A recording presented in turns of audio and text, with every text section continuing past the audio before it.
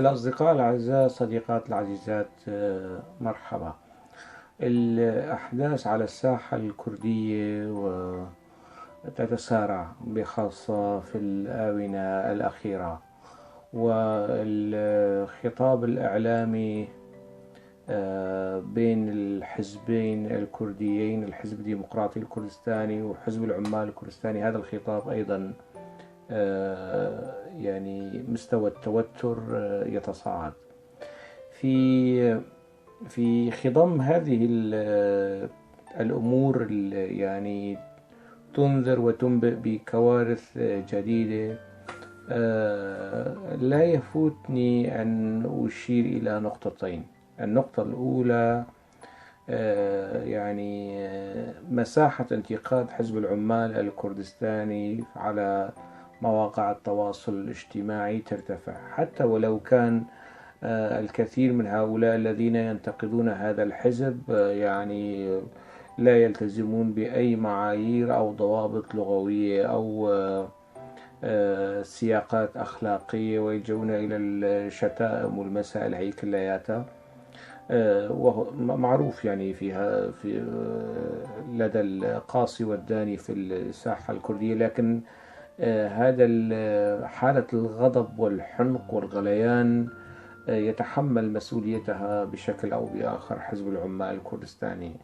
من غير المعقول ومن غير المنطقي ومن غير الأخلاقي أن نتهم كل هؤلاء على أنهم خونة أو عملاء أو مرتزقة أو يتقاضون رواتب من الأتراك أو كذا. لا، الناس غاضبة، الناس حانقة. ينبغي لحزب العمال الكردستاني أن يلتفت إلى هذه الحقيقة، أنه بات يعني سببا قويا وعميقا في حالة الغضب والغليان التي يعني تشهدها الساحة الكردية. وهذه الحالة النقدية على ما يمكن أن نسجل عليها من ملاحظات كثيرة جدا، يعني في مسألة ضبط اللسان أو ضبط الخطاب، أو عدم اللجوء إلى الألفاظ النابية.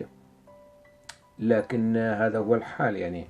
إجمالا في هذا السياق أيضا هنالك من ينتقد بنوع من الهدوء والتوازن، بصرف النظر عن مستوى الخطاب.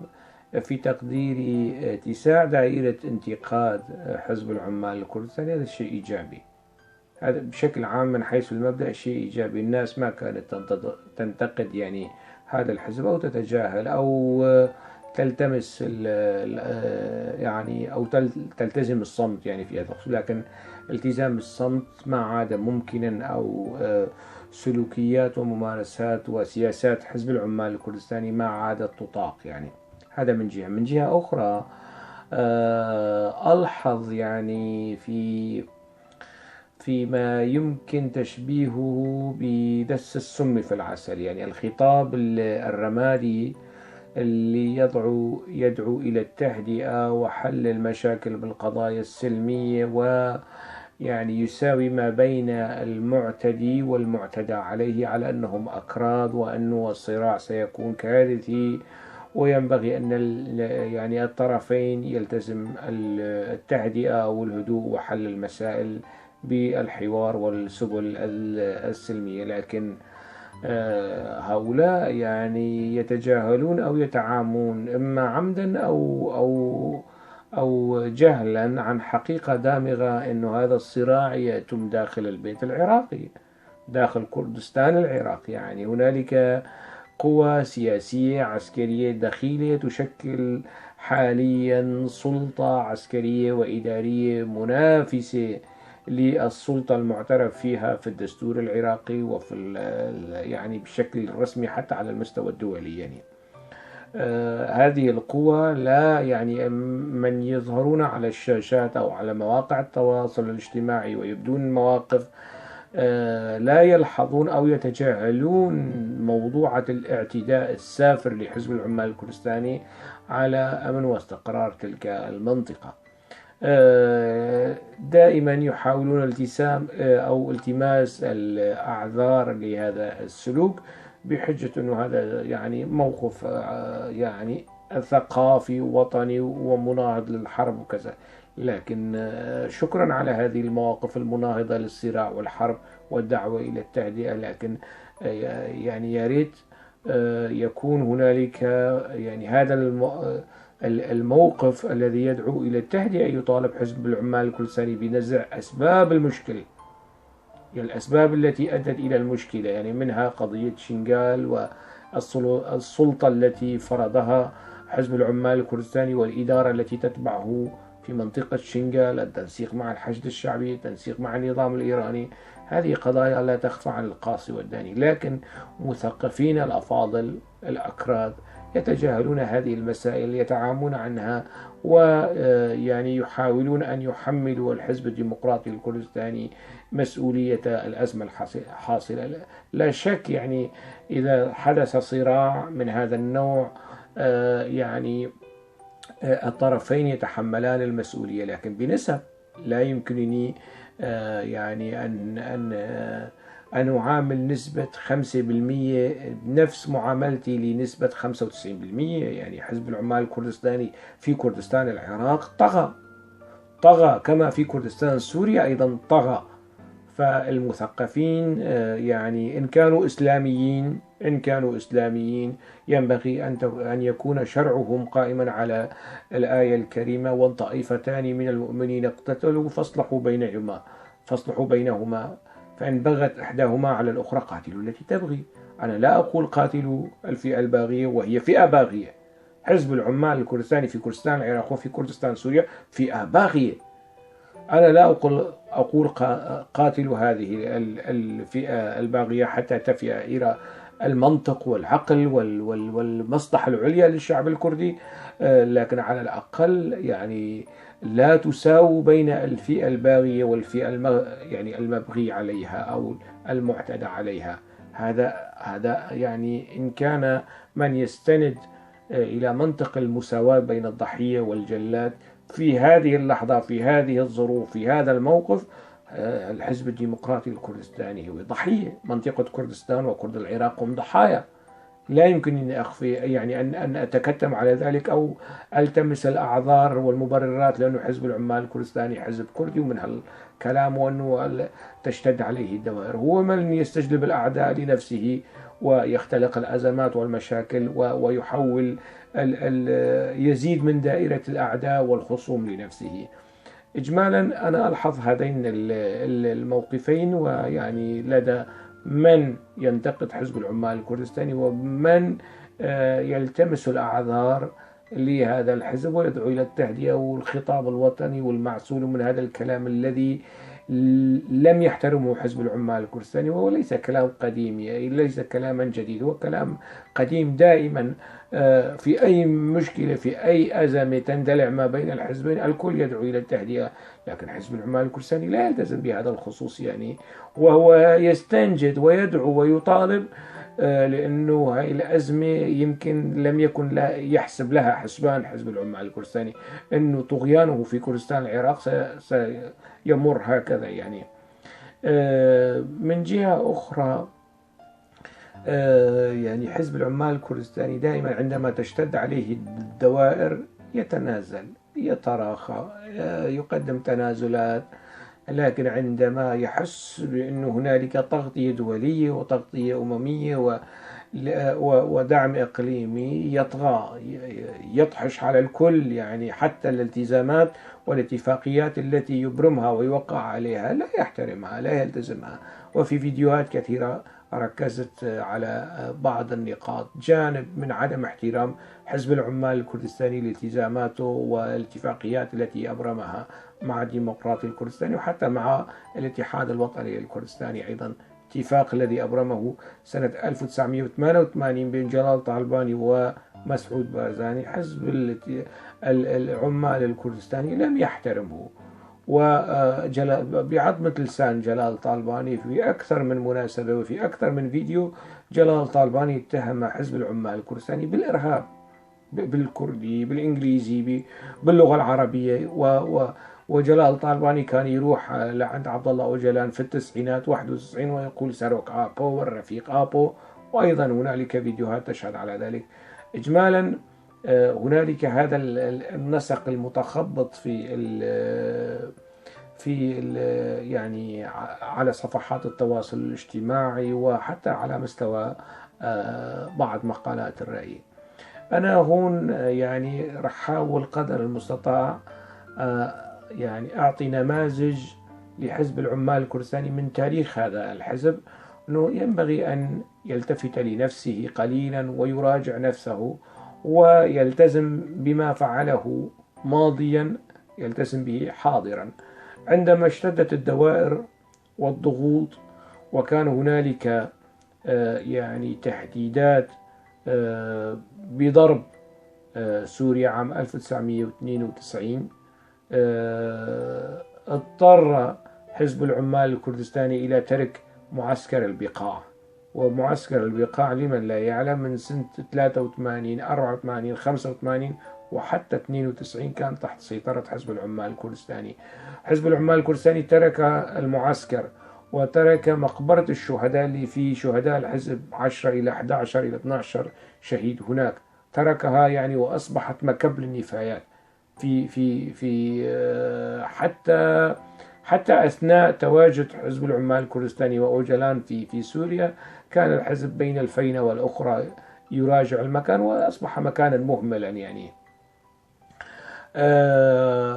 بمعنى لكي يجنب حزب العمال الكردستاني سوريا والنظام السوري حربا وضربات عسكرية من قبل الأتراك، انسحب من ذلك المعسكر، وضحى بذلك المعسكر تحت الضغط والإكراه كرم عيون نظام الأسد أنه هذا المعسكر خلاص يعني ترك. وأتت وفود تركية وصحفيين أتراك وعاينوا المكان أنه لم يعد فيه حزب العمال الكردستاني.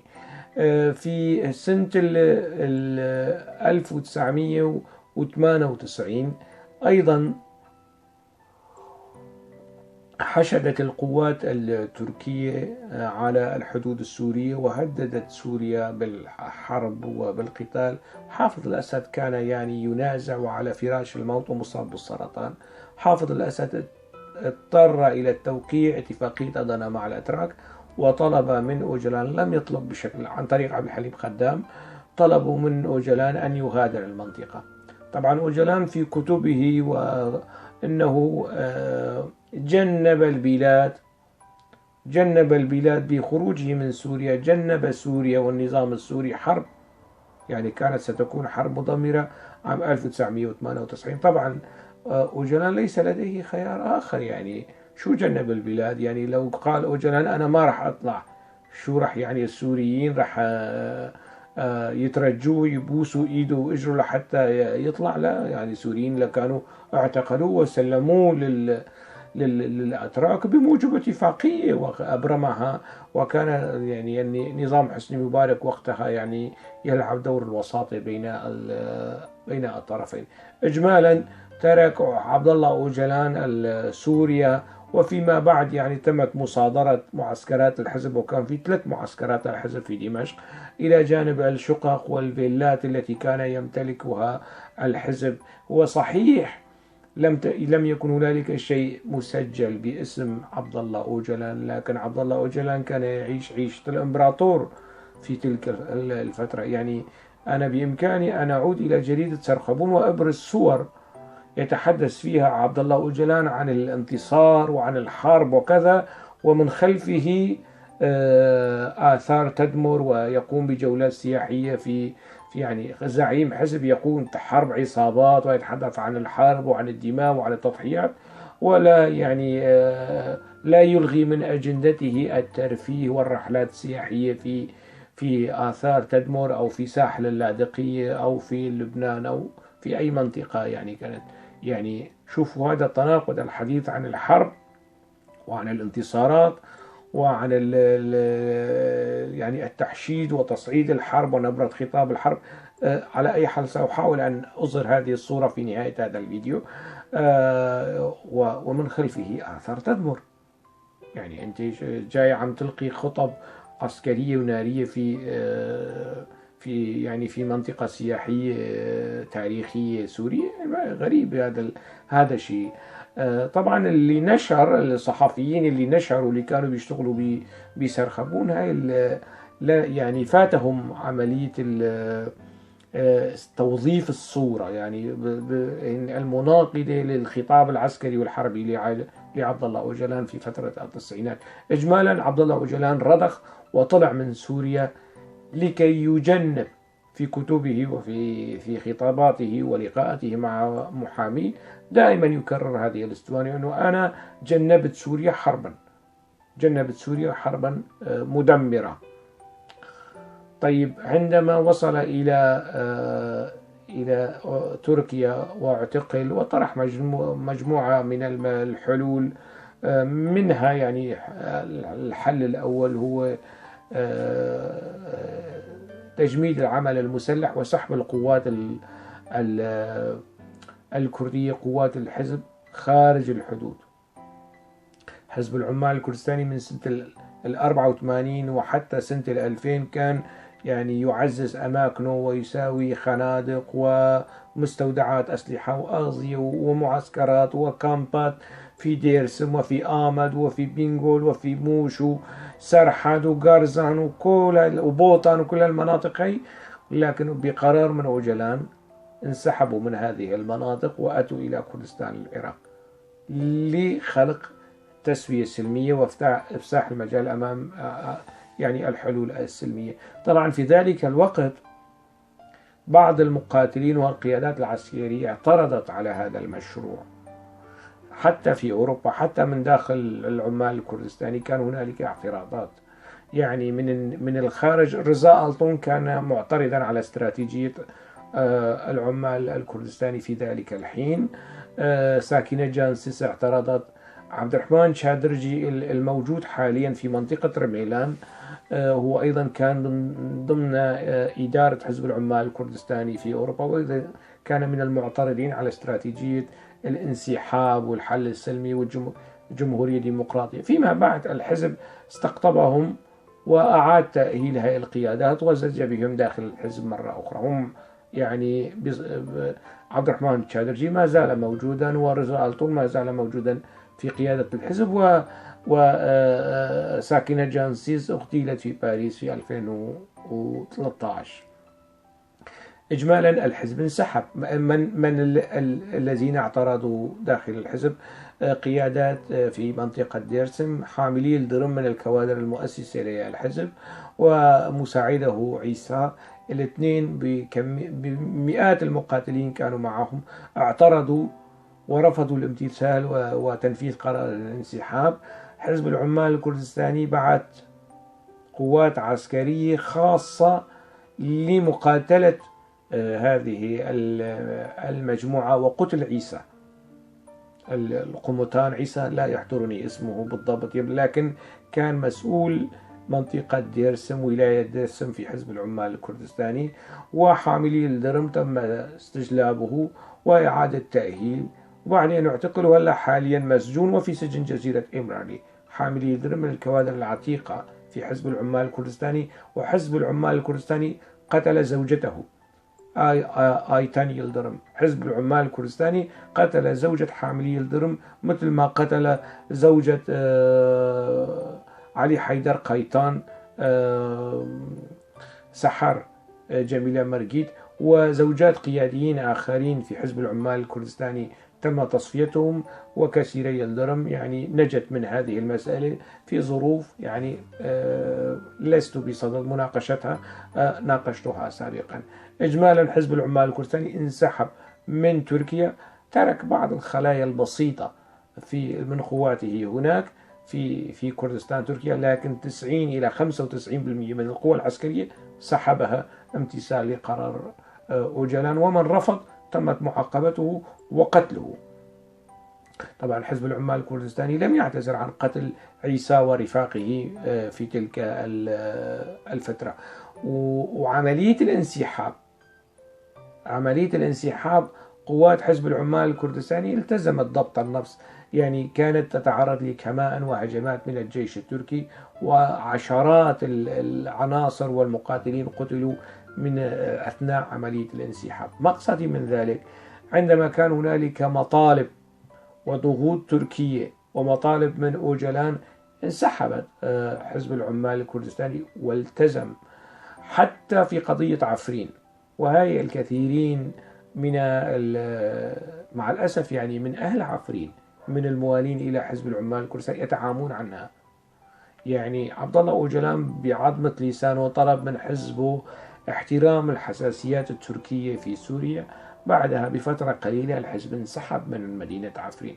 هذا الكلام الذي يقال عن البرخدانة سردمي والقصص هي لزوم الاستهلاك الإعلامي، لكن الواقع الحال والقرار الاستراتيجي كان قرار الانسحاب، وتركوا المنطقة للأتراك وللمرتزقة والإرهابيين الحاليا يفظعون في أهلنا في عفرين. من يتحمل مسؤولية ذلك؟ حزب العمال الكردستاني يتحمل هذه المسؤولية قولا واحدا. يعني إجمالا وحزب العمال الكردستاني يتحدث كثيرا عن الانتصارات، وتلك الهزيمة يحولها إلى انتصار، يعني هزيمة عفرين. طبعا الموضوع أيضا يتعلق بتل أبيض ويتعلق برأس العين سريكاني أيضا.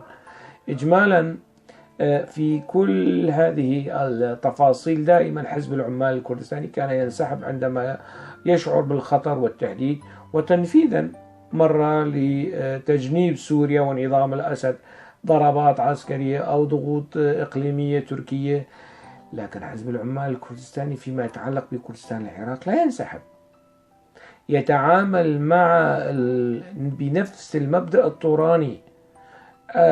أين وصلت قدم مقاتلي حزب العمال الكردستاني فهي أرض أوجلانية، فهي أرض عبوشية. بهذه الطريقة تعامل الأتراك أيضا، حيثما وطأت قدم الجندي التركي فهي أرض تركية. حزب العمال الكردستاني مستعد لتجنيب النظام السوري، نظام حافظ الأسد، المخاطر والويلات، ويضحي بمعسكر البقاع، ويخرج أوجلان من المنطقة، وكل هذه التفاصيل. لكنه فيما يتعلق بكردستان العراقي يعاند ويصر بشكل مستميت ومستعد للقتال. طيب هذا القتال الذي تقاتلونه في متينة، نصف هذا القتال لو قاتلتموه في آمد يتحدث مراد قلائلا عن 45 إلى 46 يوم. يا ريت حزب العمال الكردستاني قاتل 46 47 يوم في ديرسم، مقاومة في ديرسم، يعني الذي في إمكانه أن يقاوم في متينة كل هذه الفترة، ألا يمكنه أن يقاوم في ديرسم ويسجل انتصارات على الجيش التركي في ديرسم وفي ديار بكر وفي موش وفي في جودي وفي قابار وكل هذه المناطق؟ الذي يحقق انتصارات في قاري وفي زاب وعلى الجيش التركي، لماذا لا يحقق هذه الانتصارات في شمزينان، في هكاري وحملات التمشيط التركية، ويقتل من الجيش التركي العشرات والمئات والآلاف ولا يحرر كردستان تركيا؟ يعني هذه المقاومة التي تشيدون بها وتمدحونها الموجودة في كردستان العراق، ربع هذه المقاومة يعني حاولوا أن تنقلوها إلى تركيا. أنا طبعا ضد الحرب، لكن أنا أناقش هذا المنطق الديماغوجي في الحديث عن الانتصارات وعن المقاومات في كردستان العراق، بينما يعني ساحة كردستان تركيا فقط في الشريط الحدودي هنالك عمليات. يعني أحيانا في الآونة الأخيرة استخدموا هيك طائرات مسيرة ومن هيك قصة. طيب استمروا في هذه العمليات داخل تركيا. من يقاوم داخل كردستان العراق ألا يمكنه أن يقاوم داخل تركيا؟ شو يعني غريب هذا المنطق التضليلي. لكن من المؤسف القول فنانين مثقفين، يعني آلة حزب العمال الكردستاني فيها ما فيها من التضليل والإفساد الكثير. أنا أقول ذلك وأعني ما أقول لأنني عايشت وتسممت، وكنت في يوم من الأيام ضمن هذه الآلة وضمن يعني أحد ضحايا هذه الآلة الإعلامية. الآن وأنا أعلم مستويات الانخراط في هذه العملية التضليلية الديماغوجية التابعة لحزب العمال الكردستاني، يؤسفني القول أنه أخشى مما أخشى أنه لقاء أردوغان جو بايدن يكون شبيها بلقاء أردوغان جورج دبليو بوش في أكتوبر 2007 وما تلا ذلك من غزو لكردستان العراق، لأنه الجيش التركي كان ممنوع عليه دخول كردستان العراق من 2003 إلى 2008، وسمح الأمريكيين للجيش التركي بالغزو في منطقة الذهب، وفشل الأتراك في تلك العملية العسكرية وانسحبوا. وبعد ذلك دخلوا في مفاوضات 2009 2010 2011 في أوسلو وفي إمرالي عفوا. لكن أتمنى أنه هذه المخاوف لا تكون في محلها. يعني أنا لا يسرني يعني أن يسقط ضحايا من حزب العمال الكردستاني، بنفس القدر لا يسرني طغيان هذا الحزب في كردستان العراق واستجلاب الحروب إلى هذه المنطقة. يعني هذه المنطقة بغنى عن هذه الحروب مع النظام العراقي، مع النظام الإيراني، مع النظام التركي. لماذا يعني تستجلبون حروبا لكرد العراق؟ هي ليست حربهم، يعني ساحتكم القتالية النضالية السياسية الأيديولوجية في كردستان تركيا، التزموا بذلك.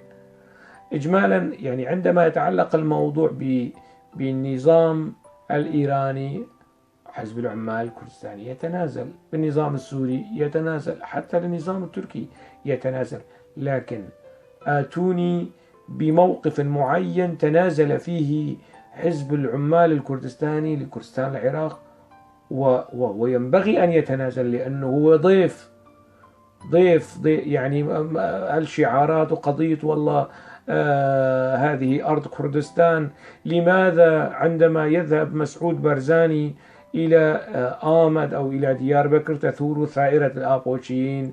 لماذا عندما يكون هنالك علاقات دبلوماسية رسمية بين إقليم ودولة تركية تثور ثائرتهم؟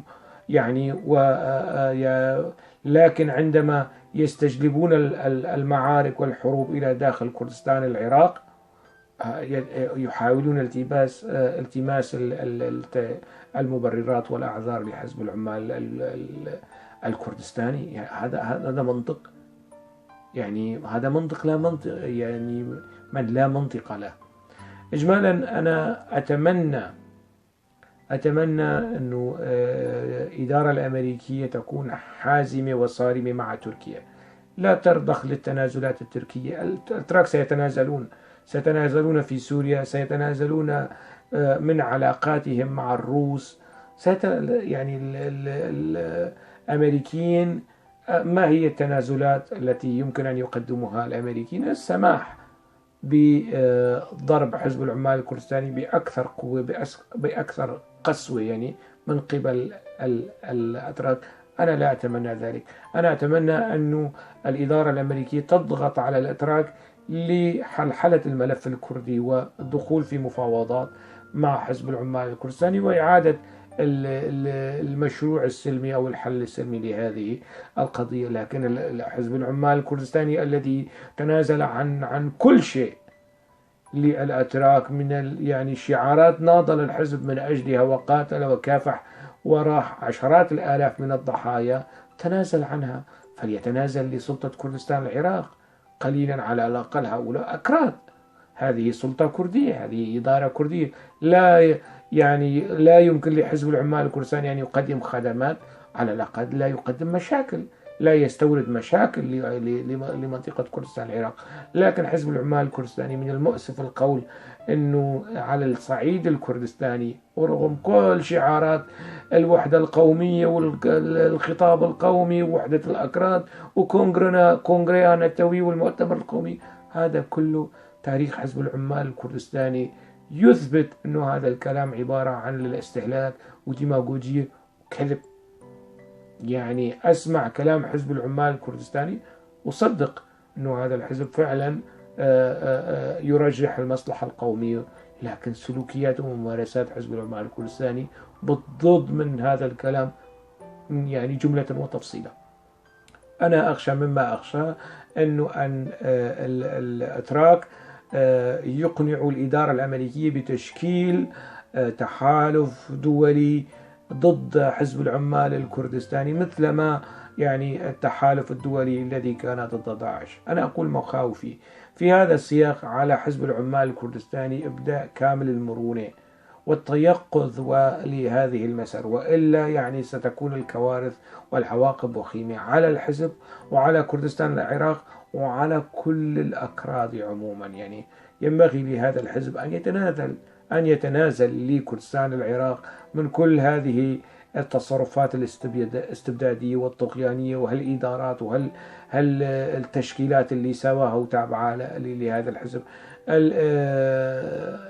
الاتحاد الوطني وحركة جوران التي تقف خلف حزب العمال الكردستاني، النيران ستصل إليكم أيضا. يعني فكونوا متيقظين ورجحوا مصلحة كردستان العراق على مصلحة الخلاف السياسي مع الديمقراطي الكردستاني. لا تمنحوا حزب العمال الكردستاني إن طغى وتمادى، لا تمنحوا الشرعية الكردية العراقية. يعني هذا يعني سلوك يعني منافي لمصلحة كرد العراق وكردستان العراق. إن كنتم ترجحون مصلحة الكرد في العراق وإقليم كردستان العراق على المصالح الحزبية وعلى المصالح الشخصية. أنا أبدي مخاوفي وخشيتي فيما يتعلق بلقاء جو بايدن. يعني هذا الفيديو أسجله قبل هذا اللقاء، لا أعلم ماذا سيتمخض عن هذا اللقاء، وأتمنى أن المواقف الأمريكية تكون مواقف حازمة وحادة. حتى الآن الأمريكيين وإدارة جو بايدن لم تقف أمام الزحف التركي والاحتلال التركي في كردستان العراق. هذا يعني أنه الأتراك أخذوا موافقة. لا أعلم يعني حجم الهدايا التي يحضرها جو بايدن لأردوغان. أنا أخشى أن تكون هدايا خطيرة، يعني تستهدف كل مكتسبات الأكراد ومصالح الأكراد، ولا أعلم ما سيقدمه أردوغان، وهو سيقدم تنازلات قوية وشديدة لتحقيق مصالح ومكاسب داخلية ومكاسب إقليمية وخارجية. يكون أحد ضحاياها الأكراد في تركيا، أو أبرز ضحاياها الأكراد في تركيا وفي كردستان العراق وفي سوريا. حتى موضوع آخر